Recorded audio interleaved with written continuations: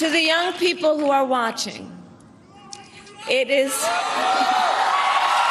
love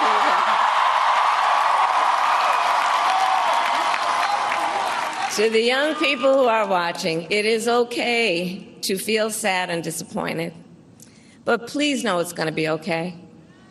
On the campaign, I would often say, when we fight, we win. But here's the thing. Sometimes the fight takes a while. That doesn't mean we won't win. That doesn't mean we won't win. The important thing is don't ever give up. Don't ever give up. Don't ever stop trying to make the world a better place. You have power. You have power. And don't you ever listen when anyone tells you something is impossible because it has never been done before.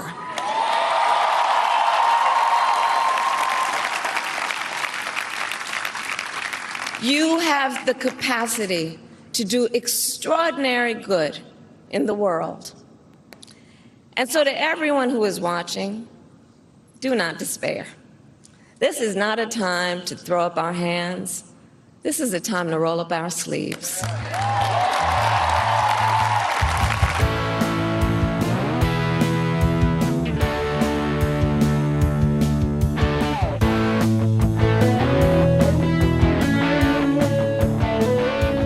Welcome to Gaslit Nations. Here we are, election special. It's here. It's happening. We are in the calm before the storm. And that is what Nazis historically call themselves. They call themselves the storm, the accelerationists. They're coming to smash everything. The safety of our drinking water, the safety of our food, which wasn't great under the FDA to begin with. They're rolling back regulations. They're going to cut taxes for the oligarchs that we are going to have to pay for, and on it goes. And so we want to just prepare you all that right now we're in the final quiet weeks of quote unquote normalcy. It may not feel that way because we know what's coming. And you can see the anger, especially on women's faces on the street. I can see it on the street here in New York City. When Trump won in 2016, New York City felt like a political 9/11. There were marches. There was just shock. There was public art gatherings. People were like leaving flyers in the street. This time around, there's this seething nihilism, the seething complacency, the seething sort of grief, and just a feeling of we're fucked. And that's it. There's the climate crisis, which is now going to accelerate under Trump, who is backed by big oil, and on it goes. I'm going to stop speaking for a moment because I want my dear friend Terrell Starr to come in, because Terrell and I have a lot to say about this, but I also want to acknowledge that he and I are pissed. We're pissed, and we're going to let it all out of our system right now for you. It's important for us to check on each other's humanity and our personhood. This country wants many people in this country, at least with the voting populace, they want fascism. And I know that this is not the way that people are framing it. They don't use these kind of academic, or people would say esoteric terms like fascism or democracy. Understand all that. Ultimately, Trump's criminality, his dozens of allegations of sexually assaulting women, his racism over the decades, none of that matters. People are okay with it. And we have to contend with that. This is not a policy conversation. It's not as if Kamala Harris lost to a Jeb Bush or a John McCain or a Mitt Romney or someone who fits the prototypical Republican, where you can say they care about the vitality of the party and that they hold on and espouse traditional Republican values. We saw a man who openly and boastfully talks about women in the most sexist ways possible. Immigrants, Haitians who eat dogs, saying that they eat dogs and cats, and that wasn't disqualifying for them. I understand there are a wide range of arguments about how out of touch people are. There's an indictment of what Kamala Harris could have done, what Joe Biden could have done. I just don't find that acceptable for the very simple reason that at some point we have to contend with the fact that, as imperfect as Kamala Harris and Joe Biden is, are their imperfections so bad that Trump and all of his criminality was not was better? If you say that for all the things that Joe Biden could have done, Trump and his behavior was the better of the evils. If you want to admit that, then say it. I'm not going to engage with anyone about a policy conversation with Kamala Harris because this is not what this is about. Bernie Sanders released a statement saying that the Democratic Party has betrayed workers and workers did not show up for them. Well, Bernie, what do you have to say to all the Black women? Do you expect them to show up for you next time around and save us again from fascism like they did in 2020 and all the years before when we won elections? Thank a Black voter, because statistically they likely voted for Kamala. Black men, They did. Black women were not the problem here. It was white women, it was white men, and it was Latinos. That's who the problem was here. These are people who voted for a strong man. Terrell pointed out months ago on this show, he said there is a vigor in their hatred. There is a vigor in their hatred. We had enthusiasm for Kamala Harris. Ben Wickler, the state director of Wisconsin, wrote a brilliant thread, which I'll link to in the show notes, breaking down how well Wisconsin did compared to other battleground states. They did well in local state elections. Tammy Baldwin went for the Senate. Kamala came close. But Ben Wickler said we saw Obama level enthusiasm in Wisconsin. But the problem is the MAGA Nazis, he did not use those words, but we all know he wanted to. The MAGA Nazis, their enthusiasm outshone our enthusiasm. They can't wait to create death camps. They can't wait to drag non-brown people off the street. They can't wait to put women in their place. It's dominance. That's what they're after. It's that surge of power. That is what this is about. Some people just have that in them. That is why Hitler was able to rise to power. Some people just have that in them. And yes, some of them are your neighbors. I found out today that my neighbor in Brooklyn voted for Trump. Why? Because Trump is strong. Trump is going to push those world leaders on the global stage around. He's going to stand up to them. And he saw Kamala as too soft. Never mind the fact that countries led by women across Europe are doing really well economically. They have strong defense. Never mind the facts. We're not dealing with facts. We're dealing with emotions.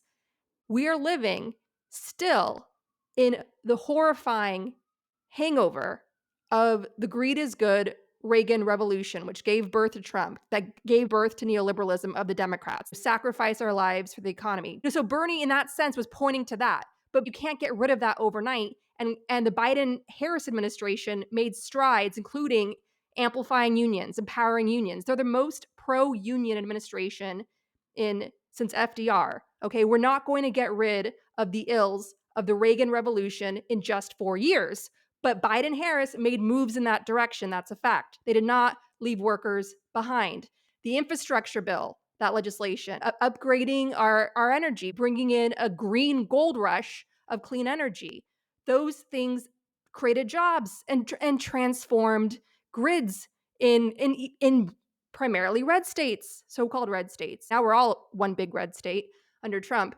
This administration did do good things to change people's lives. It wasn't about that. It was about the misogyny. It was about the racism. Why might that be? Because the Nazis, the far right, dominate the airwaves. Sinclair, which is the local news, Fox News, have gobbled up newsrooms of local TV stations across this country, installing local news Fox News. You have, on top of that, credible newsrooms that have been consistently shrinking for decades. The far right has dominated radio, traditional radio, like what truckers listen to when they're driving across country, for decades. They dominate podcasts. If you look at the most popular podcasts, it's all Joe Rogan, it's all Candace Owens. Their numbers are monstrous. Millions upon millions every episode. The money that they're raking in, rotting the brains of young men, Gen Z men, by telling them it is okay to rape.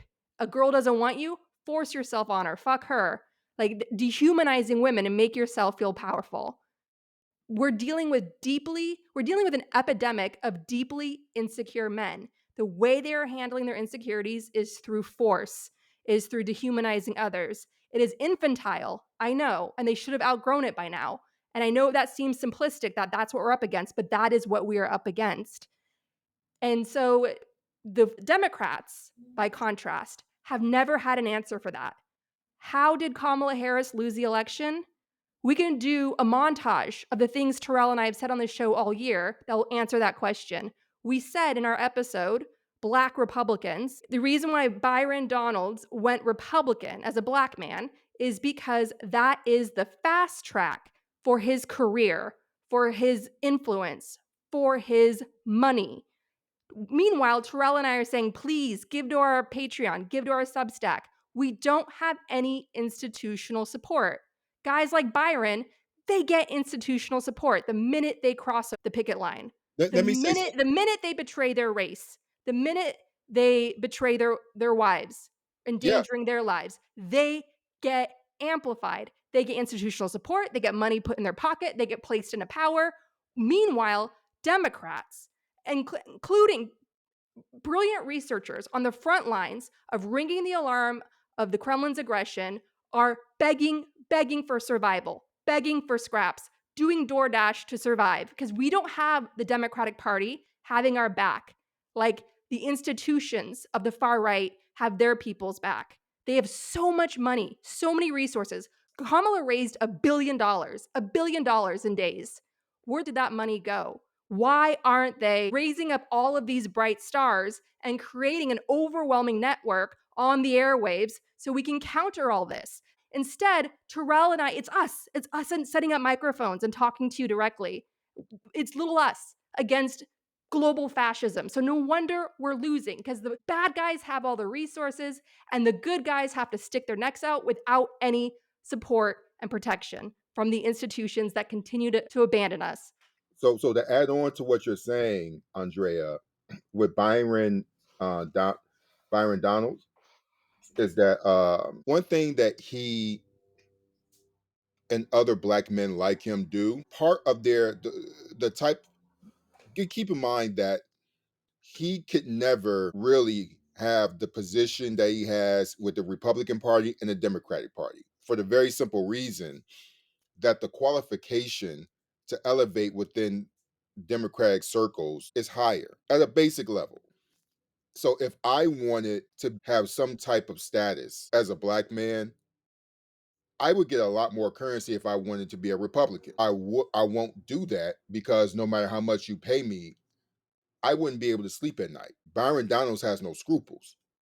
Byron Donalds was married to a Black woman in his first marriage. He left his Black wife for his white wife. Now, of course, none of us are advocating against interracial marriage. The point of it is that the Black men in the Republican Party go around to like Black barbershops and talking about preserving the Black family. Why is this important? Because it's a part of their disinformation machine. Byron Donalds talks about that whole anti abortion perspective on this idea that we preserve life, which is a wider Republican talking point. Where Byron Donalds and other Black men like him in Congress are useful is that they are a Black face on this white supremacist talking point about preserving the family under this guise of stripping women of their right to choose. They talk about preserving the Black family, and here's the kicker: neither of these men has a Black wife. Okay, so just imagine this, right? Let me put this into perspective, right? I live in Ukraine. There's a strong possibility that at the end of the day, Andrea is going to come to my wedding and she's going to meet my wife, who's going to be named Elena, because she might be Ukrainian, which are the odds, right? Fine. Just imagine me with my Ukrainian wife going around from barbershop to barbershop talking about the black family. Simply put, if I wanted to have a black family, I have a black wife. Why is this important? Why am I telling you this? When you talk about the money and you talk about the the incentivizing of people like him, that irony doesn't mean anything, because Byron is bought and paid for to be a black face, to go to black people to say that these people who are talking about abortion are trying to cut down on the number of black people who are born into this country. And so if you care about black people, you should care about the family. Therefore, you should care about not supporting people who supports women's rights to choose, because if you support abortion, that means that you don't want more black people who are born into this world, even though they themselves are not creating fully born 100% black people with black wives. I'm saying this not because I'm against interracial marriage. Listen, I literally said that because of my travel, I might very well marry somebody from Eastern Europe. It's not about that. It's about these people who appeal to other conservative white people for the simple fact that they're a black face who are spraying these white supremacist talking points. And so it goes to this larger conversation about how much conservatives invest in people like Donald's, millions upon millions of dollars into this disinformation ecosystem, and they are highly effective at it. And so this is a lot deeper than any of us can imagine. I'm so happy that we're focusing on this and that we're not talking about policy, because this election has nothing to do with that. It's the white supremacy. That It is is what a white built supremacy. America, and that is what has driven American history. And And any successes we have are non-white people, putting predominantly women, putting their very lives on the line to build progress. and And to build we betrayed generations of those ancestors. and the thing about multicultural democracies and the thing about Byron Donalds is that throughout history, there have always been a Brian Donalds in the world. It was another slave that snitched on Nat Turner. Viktor Yanukovych is Ukrainian. Exactly. So this whole thing about being a sellout, it goes across all racial and nationalistic grounds, right? So we really need to confront the fact that there's a large swath of the American electorate that has no problem with a man who has been credibly accused of rape on numerous occasions as being president, and it goes across racial lines. When I was covering Stacey Abrams in 2018, I was covering how black people were responding to her candidacy. I was in Albany, Georgia, and I featured a black owned business. And these people were saying that economically they benefited from Trump, but they said morally they could never support him because of how he treats other people. And so it's interesting. It was interesting looking at this black couple who owned this very successful fish restaurant. And they were saying that, coming from this history of Jim Crow, it doesn't matter how much money, or from a tax break perspective, that I benefit from Trump. The way that he talks about people with disabilities, the way that he talks about women, the way that he talks about other ethnic groups, there is not enough money that you can put into my pocket that can buy my vote for the way he treats people. And here's the lesson: there are plenty of minority groups, whether they are Latino, whether they are black, whether they are Asian, whether they're Arab, who don't give a fuck about other people. And I think that if we can learn one lesson from this, is that when we see Donald Trump make gains with people in certain states, especially with black people at least, Republicans, from the data that we see, Trump only gained 1% of black men, for example, right? Just 1% from 2020. But overall, he did make gains at the state level with black people, with minority groups. What we're learning is that just because a person is a minority, it doesn't necessarily mean that they give a fuck about other people, right? We have to also interrogate these people as well, in that the lesson is black people, Latino men, many of whom are white themselves, and that's another caveat that we have to consider, Arabs, other ethnic groups, they could be just as racist and sexist as any white man that we know. And Byron Donalds is exhibit A of that. And so if we really like moving forward, how we can come together, we need to lean into our community as much as Trump has leaned into his. I do not have any interest in converting anybody who ignores or doesn't care about his sexism. I'll take the stragglers who see the light of day.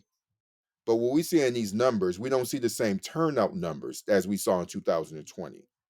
I want to recruit and activate people who are in our camp than those who have already made their decision. And I think the problem with Bernie's statement is that he is completely unwilling to accept the fact that there's a large swath of the working class who don't care about racism, and that there's no amount of economic anxiety that you can tap into that will change their minds because their choices were not based on that. This shows us who America is with Trump's presidency. And I think that we will be better served if we just accept it for what it is. Accepting it for what it is doesn't mean that we don't take action or that we can't move in ways, at least from Gaslit Nation perspective, of matching or competing with this ecosystem that speaks to their base. A media reporter, Max Tanney at Semaphore, he pointed this out that a day or so ago, last night Americans voted for 4 more years of Trump. Now, here's what he said: over 5 million people watched Candace Owens, comedian Dave Smith, and former gangster Sammy the Bull, and Lil Pump, and a few other guys break down their electoral results on Patrick Bet David's YouTube live stream. They got over 5 million people. Patrick Pat David. One thing that Republicans do really well is that they don't discriminate when it goes to who they talk to. Donald Trump will talk to pretty much anyone who supports him. If you ask a Democrat, for example, it's like they look down on podcasters. They'll go on The View, they'll go, etc. Kamala Harris spoke to podcasters, but she spoke to particular types of podcasters. Democrats need to be a lot more liberal in the types of media ecosystems that they penetrate. They need to come on our podcast. Okay? That's what they need to do. We were trying to get Jamie Raskin for months and rally our listeners to talk about the fight for democracy, what Congress is doing. They need to know what you guys are doing. And his scheduler was dicking us around for months. We're doing their job of national security. We're doing their job of informing Americans why Ukraine matters in this fight. And they're ashamed of us. We're kept in the attic. They don't touch us because God forbid we're not a cult. The only podcasts they will go on are the basic white women who don't upset anybody and speak in a spa weekend tone voice, very soothing, very reassuring, and only points out all the happy things. They go on the podcasts that are serving up happy pills, where you and I are like, we're going to look at the good, the bad, and the ugly. We're going to stare the dark abyss in the face because that's the only way we're going to protect ourselves and get better. And here we are. I want to repeat again, we could do a montage of the conversations we had this year and tell you exactly why we got this result. We fought against it. Regardless, we put it all out on the field. And I want to acknowledge the economy is shit. We should not have a gig economy. It is breaking people's backs, separating families, juggling all these jobs, and you still can't afford a house. There is a housing crisis. There are real financial stressors. People are scrambling for a seat on the Titanic lifeboats. And so Byron Donalds, those types, are getting in with the first class passengers, right? So they can survive. I understand that. I acknowledge that. But a lot of people who are hurting financially still could not bring themselves to vote for the open fascist, for the rapist, for the predator, for the traitor, for the Russian tool. Okay, so don't give it to me that it's about the economy when it's also primarily the sexism and the racism, because that is what has been polluting America's history for generations. This is just the latest horror chapter of it, and it sucks that we're living through it, but here we are.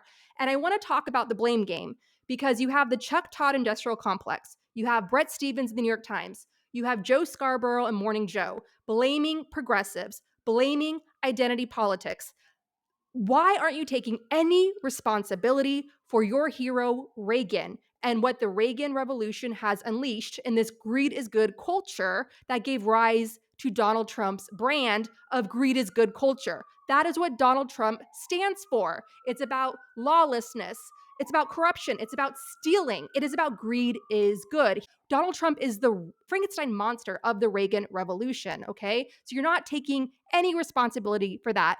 And again, to the conservatives out there, to the Republicans out there, you're not taking any responsibility for your Supreme Court, for George W. Bush, a war criminal who belongs in The Hague.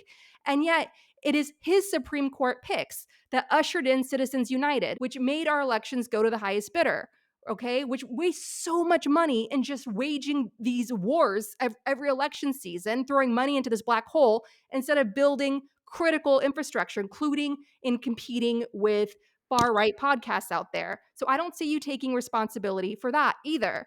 So to all the Republicans out there, you are yelling at us for identity politics. Where do you think identity politics came from? Trump, who's running ads scapegoating trans people, scapegoating gay people. Okay, so of course we have to speak out and say trans lives matter, gay lives matter, because they're literally launching a genocide against them, putting a lawfare target on them, right? Project 2025 is going to ban the existence of trans people now, and they're going to force states, no matter blue states or red, to do that.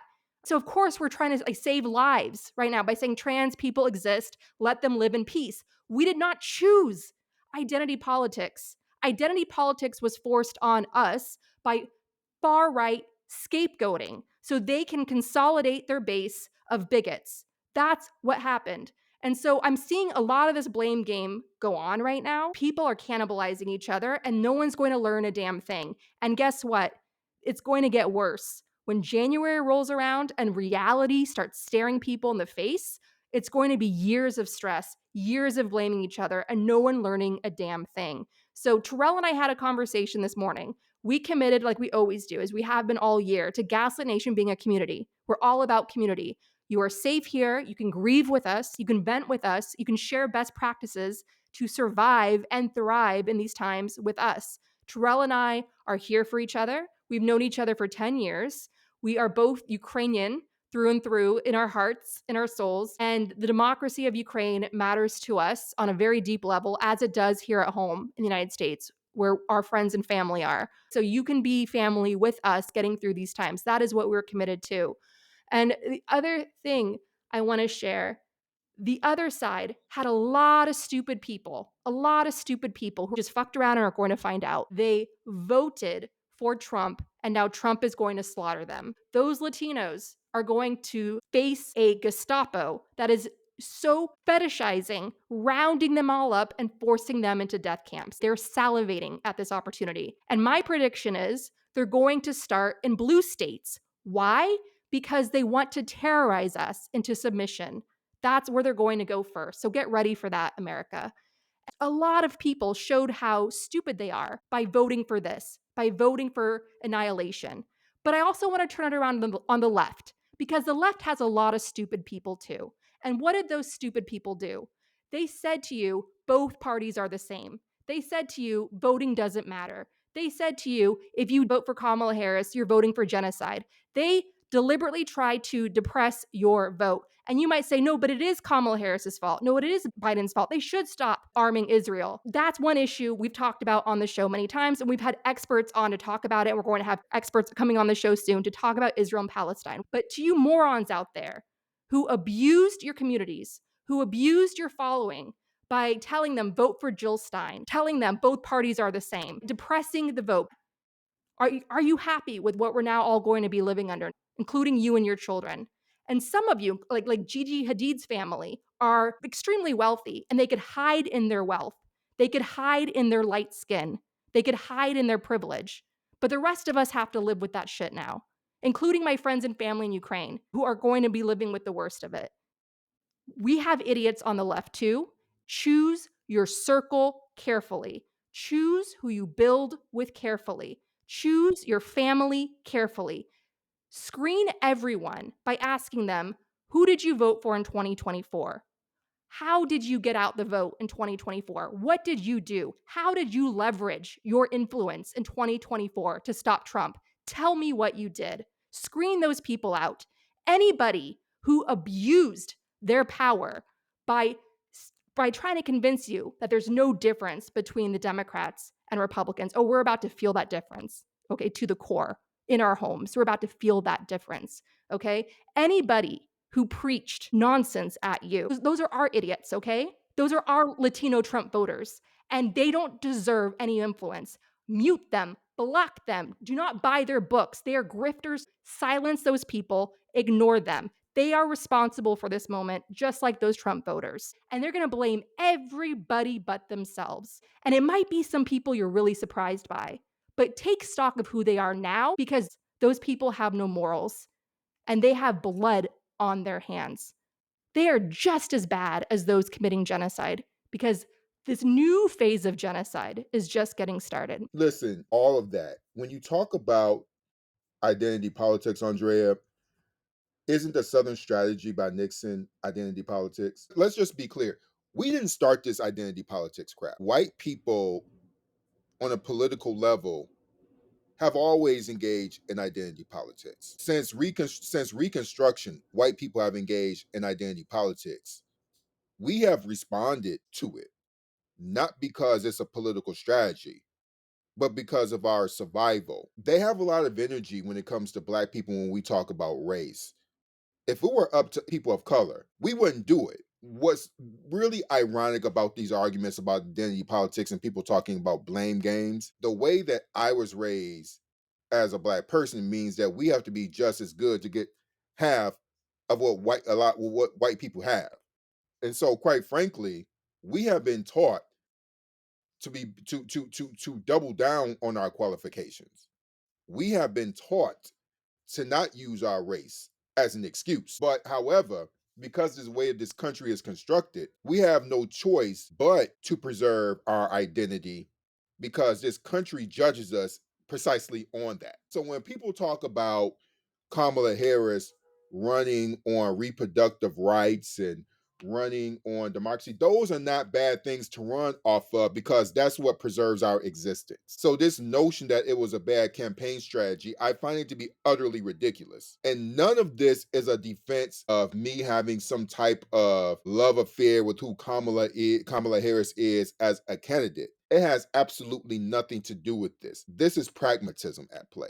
And so when we think about identity politics, the person who uses identity politics to their advantage more so than any ethnic minority ever could is Donald J. Trump.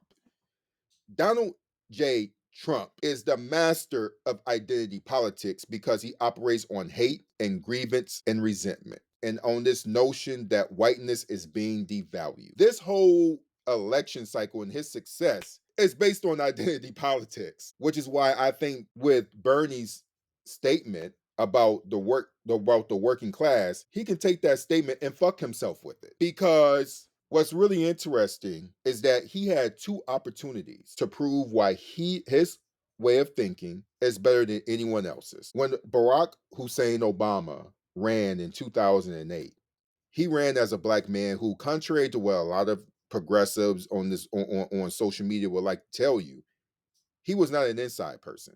In fact, a lot of people would argue that the reason why the Democratic Party lacks a lot of infrastructure was because he did not operate within the traditional structures of the Democratic Party. John Lewis, all of the top level people, regardless of race, were backing Hillary Clinton. And you have this skinny Black man with his funny name came in and he turned it on his head and defeated the Hillary machine. So I have no patience for any white man to tell me that the Democratic Party was against him when this Black man, with none of the privileges that this white man from Vermont had, came in and defeated the Hillary Clinton machine. Bernie can fuck himself twice. We're acknowledging that, yes, we have an income inequality crisis, but Bernie, he's ignoring race. Just like in 2016, it wasn't just the DNC and Hillary Clinton that lost Bernie the election in 2016, the primary. He was ignoring race. Black people didn't feel seen by Bernie Sanders and his bros, the Bernie bros, and therefore they didn't feel safe. If people from vulnerable groups don't feel seen by you, they don't feel safe. It all comes down to safety. I want to emphasize that because I don't want you to think like, why are we bashing Bernie? We're dealing it out to a bunch of people right now. And here's the thing, like I covered Bernie and I've interviewed him on a number of occasions, right? I'm talking about what I know and based on my actual experience in covering his campaign. It's interesting that for Bernie Sanders, his strategy and his approach did not focus on race and he lost. Yet Trump, when we look at data points about the white working class who overwhelmingly supported him, think about the black people who are working class who did not. Bernie Mhm. has no answer about why that is. He has zero answers for it. And the reason why people don't want to talk about race and really say, hey, a lot of people ignore Trump's racism and sexism is that we think that we're turning them off. My whole response to that is these people in their choice made it perfectly clear that they're okay with Trump's sexism, his racism, and his xenophobia. I find it prudent and totally appropriate to ask them why that is. And that goes to black people, Latinos, white people, women, whomever. This multicultural democracy is vulnerable. His victory is not surprising. Ronald Reagan ran off the welfare queen. Identity politics isn't welfare queen identity politics. Billy Horton, that's identity politics. The people who perpetrate identity politics are white Republicans. This is not surprising. And what would not be surprising is that in 2028, we have a complete shift, and you have somebody like Pete Buttigieg, who's gay, who's the master at talking to white people. I wouldn't be particularly surprised if he ran for president and miraculously won somehow, because America is fickle, because democracy is fickle. And it's fickle because it really depends on how you can get white people, white working class people, to feel about their whiteness and race. But it's also because we have a weakened public school system. College is increasingly unaffordable. And then on top of that, we have a media environment that is polluted with propaganda. All of that is absolutely true. Democracy doesn't work without education and a robust, well funded, widespread, credible free press, which we And don't have anymore. you're absolutely correct about that. When you're talking about press, keep in mind that when you have people like Donald Trump that goes on media, goes on podcasts, and he talks to different types of people, it's an investment, right? And so when Donald Trump or you have some Republican, or when you have these podcasts, and they don't have to be the biggest in the world, they're investing in an ecosystem. So let's just say the podcast may bring in, let's just say 30,000 downloads, per episode, whatever the case may be. It doesn't have to be Joe Rogan level, because what Republicans understand is that they're investing in an ecosystem that will get bigger because of their presence. Democrats do not do that. You have to be of a particular level, a particular class in order for them to invest in you. Republicans invest everywhere because they see the bigger picture. Democrats do not do that. It really requires us to not only challenge Republicans, but to challenge Democrats on where they put their investments. And so I think that we really need to confront who we are as a country. This loss that Kamala Harris took is not an indictment of her. I think it's an indictment of America, because if the reason why people are focusing on Kamala, because she's the easy scapegoat. It's easy to attack her, and we can have critiques about her. What people don't want to do is deal with the sexism that they chose to ignore, the racism, the xenophobia that they don't give a shit about, because you're afraid that you're alienating your base. Well, here's the thing. Are they really your base? And that requires you to do a particular type of organizing to reach out to new people who may be your base, but they may not be engaged. We don't like confrontation, a lot of us. But on this podcast, on this episode, we have to confront America. That's what we're doing. This is an indictment on this country. And you notice that throughout this whole podcast episode, we have not critiqued Kamala, not because we don't have critiques of her, because we do. The critique is standing up against Donald Trump. There should be no question. There should be none at all. But yet, most of the American public, by popular vote, by the way, chose, and I will continue to repeat, a man who has been credibly accused of sexual assault, a man who in civil court in a civil court ruling in New York was found liable of rape by a court ruling in a civil case. A man who has consistently said racist and xenophobic things. And the people who voted for him don't give a fuck. That is a far more useful interrogation than to talk about Kamala Harris's policies, which, in my view, she did a fine job of articulating. But it shouldn't be an issue, or that's not a topic of discussion, for the very simple reason that the person that she was campaigning against is so much worse. And we need to really, if you're listening, go to the Patreon and continue to invest in Gaslit Nation, because we need subscriber-based subscriptions to go up, because the types of community conversations that we need to have, we need to go into the community, right? We need to go to the public libraries. We need to go to Latino-owned businesses, like create public events where we're talking to the common person, going offline and building community in these analog spaces so that people feel like they have a space not only online to engage, but offline as well. Just as these conservatives are using their millions upon millions of dollars to speak to people, we need to use our subscription-based dollars to do the same. And I'm not deterred by the fact that they have millions of dollars. I come from a tradition where we made a way out of no way, right? And in the Ukrainian heritage and Ukrainian tradition, your ancestors did the same, Andrea. Made a way out of no way. In America, we were fighting white supremacy. Your people were fighting Russian supremacy. We all come from this shared heritage. And the best way that and the best way that Ukrainians have fought, the way that Black people have fought, is that we spoke the truth. And we had uncomfortable conversations with ourselves to build community.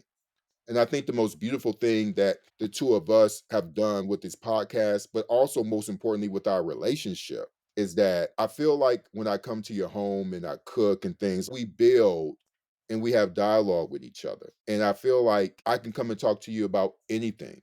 And I love you because of that. Like, in the end of this world, if there are a list of people who, if God forbid, we had to be isolated and we needed to create our small communities, you would have to be in it, because I can't see myself existing in this world without you being in my life. And a lot of this is that we've done the interpersonal relationship work to really understand each other's communities. And we see the unity in that. And I don't think that's a bad thing to run off of, because we understand that this is who we are and this is what we have. And we have devoted ourselves to building this multicultural community because we understand that we are stronger together. And I think that that is a message worth going on, because Trump is operating off of isolationism, and that's their message, but it's not ours. And if we win on that, we win on that. If we lose on that, then fuck it, we losing on it, because I refuse to accept the isolationism that's predicated on I'm going to make money, fuck everybody else. That's not who we are. And Kamala Harris, she made it clear that that's not who she is. I think that's a damn good message. She lost. We're going to run again, and we're going to find the right person, advocate for the right candidate, and run off that message until we get it right and get more of our people to get more of theirs. I don't want their values, Andrea. I don't want to be in a situation where I just take the Bernie route and focus on economics and not give a fuck about my fellow human being. I don't want to do that. I don't, because I can't exist that way. So when Kamala talks about transgender rights, when she talks about the woman's right to choose, I'd rather die on that hill. That's why I'm here.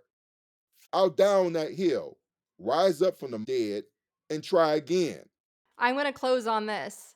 This may have been our last election ever, and we lost because of a number of things. Did they steal it? Yes. We did 2 episodes on Gaslit Nation that there was open warfare, voter suppression in Georgia. Did they hack it and change the results? We know for a fact from the Fani Willis case in Georgia that MAGA had the software, the information on how these voting machines work. So sure, maybe that happened. Our institutions, the DOJ, the FBI, Homeland Security did nothing about that. Okay. I was messaging with Jenny Cohn on election night. Does any of this look stolen to you? And she's like, we'll never know because our institutions failed us. But then on top of that, you have good old fashioned voter ID laws that suppress the vote. You had this far right media propaganda machine all the way from the local level to podcast world.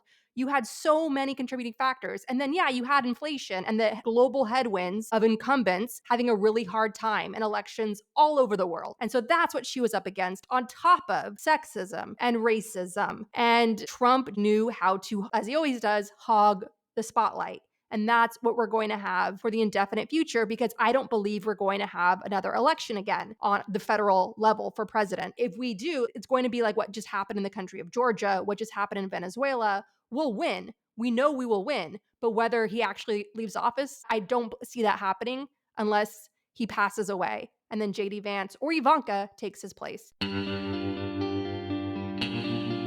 Our discussion continues, and you can get access to that by signing up at the Truth Teller level or higher on Patreon.